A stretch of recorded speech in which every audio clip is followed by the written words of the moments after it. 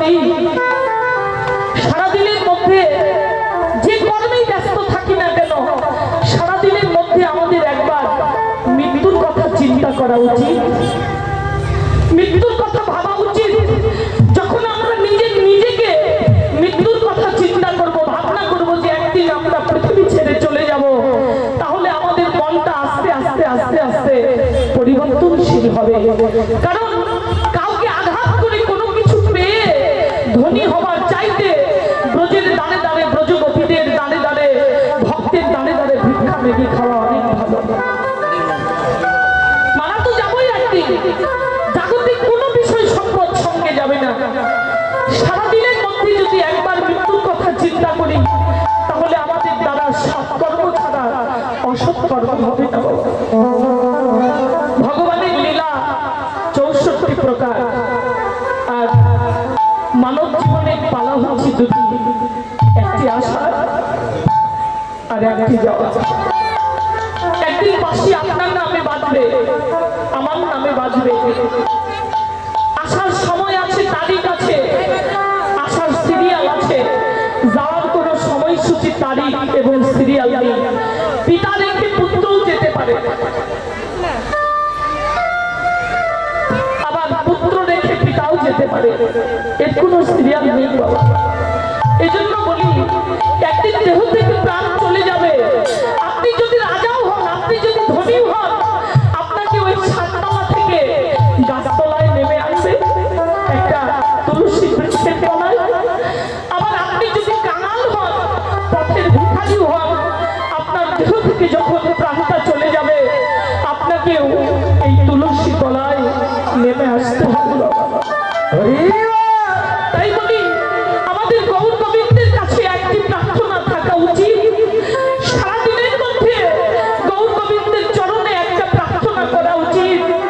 হে জগতেশ্বর, হে জগতের অধিপতি, একদিন তো পৃথিবী ছেড়ে চলেই যাব।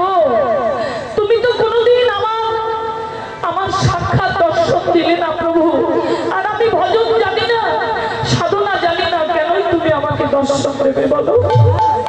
এজন্য যাবার আগে হইতে তোমাকে বলে রাখলাম, জীবনে বলার সময় পাবো কিনা, অতীতে পাবো না, হে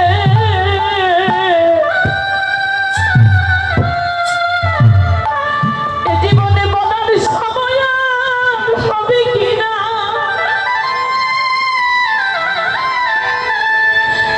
যেদিন আমার দেহ হইতে প্রাণ চলে যাবে,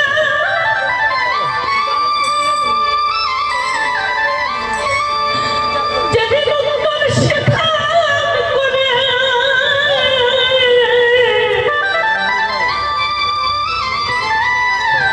ওই তুলসী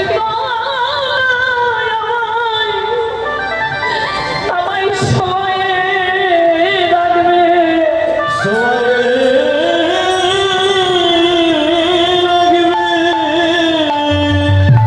তুমি আমার পরম বান্ধব হয়ে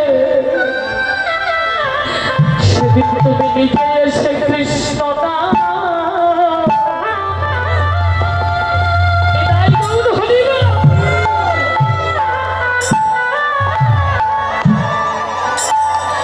কৃষ্ণ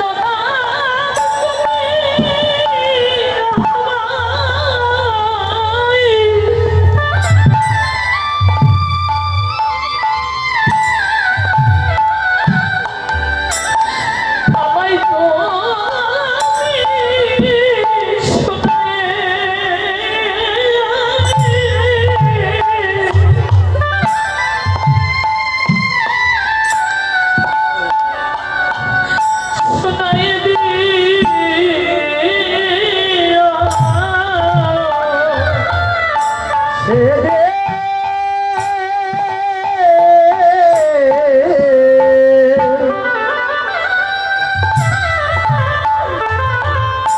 সেদিন মধুর